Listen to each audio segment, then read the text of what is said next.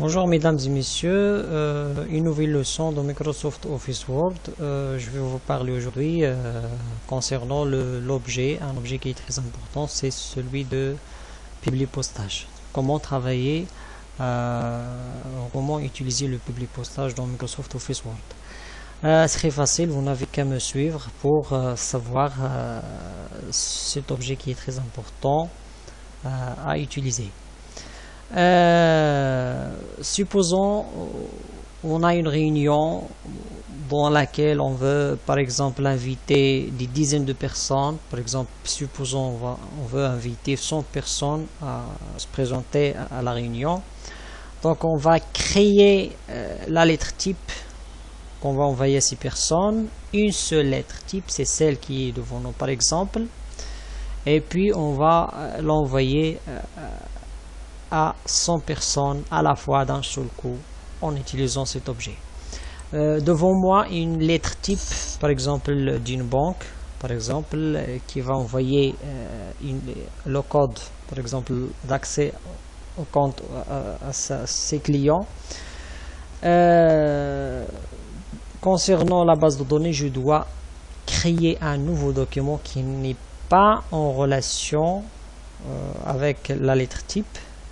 C'est-à-dire, je ne dois pas créer la base de données au-dessous de ce document de lettre type, mais je dois séparer la base de données de documents comme je viens de faire moi-même par moment. Donc si je clique sur tableau, non, il m'affiche la base de données que j'ai déjà créée pour ne pas perdre du temps dans sa création. Alors voilà deux documents qui sont séparés. La base de données est déjà créé, il est enregistré sous un nom que vous allez choisir comme vous voulez. Donc je ferme la base de données après son enregistrement, je crée la lettre type ou bien la convocation, ou bien ça dépend de quoi. C'est à vous de choisir ce que vous allez écrire et envoyer à vos clients ou bien à vos invités. Par moment, devant moi une lettre type d'une banque. Alors les noms des champs qui doit être changé, c'est le compte et puis l'identifiant, le mot de passe.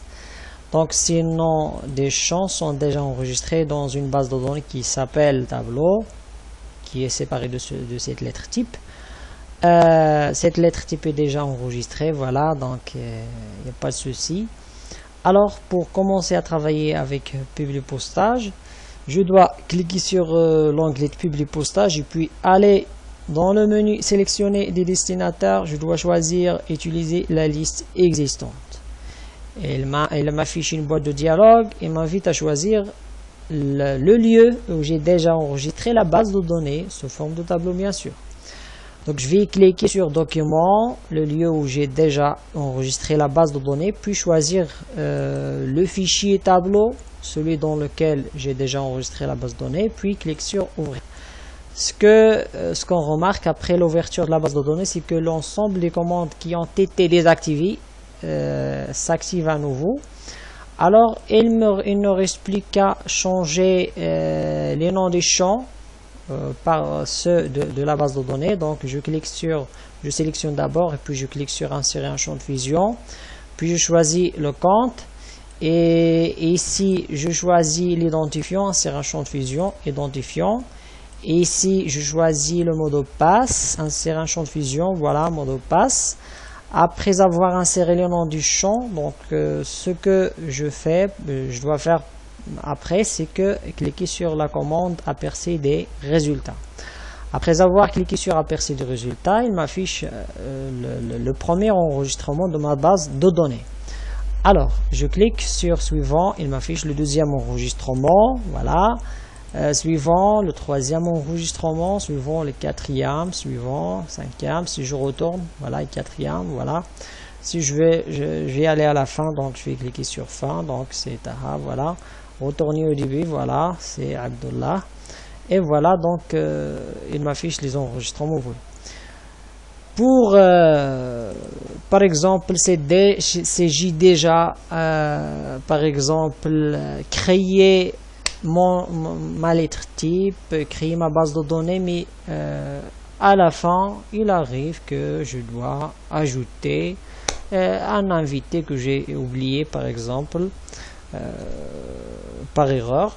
C'est tout simplement, je vais juste ouvrir d'une façon normale ma base de données, aller à la fin du tableau, ajouter une ligne, on appuie sur tabulation.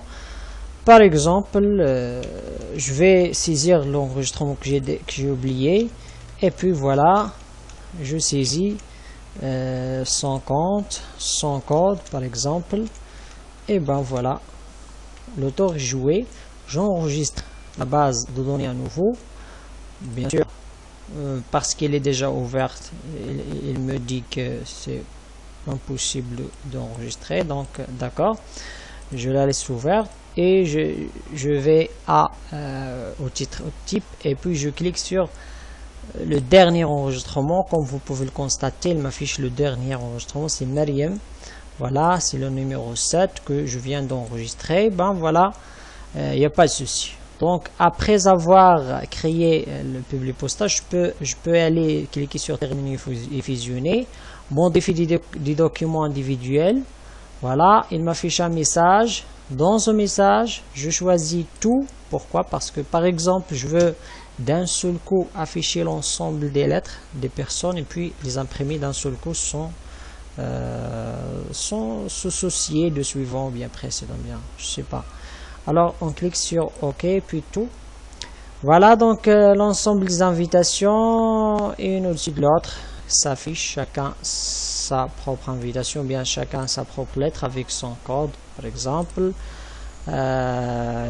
Tout ce qui nous reste c'est de imprimer et puis voilà, on enveloppe tout et on envoie à nos clients. Merci de m'avoir suivi, j'espère que cette leçon vous sera utile. Je vous donne rendez-vous à la prochaine et à très bientôt.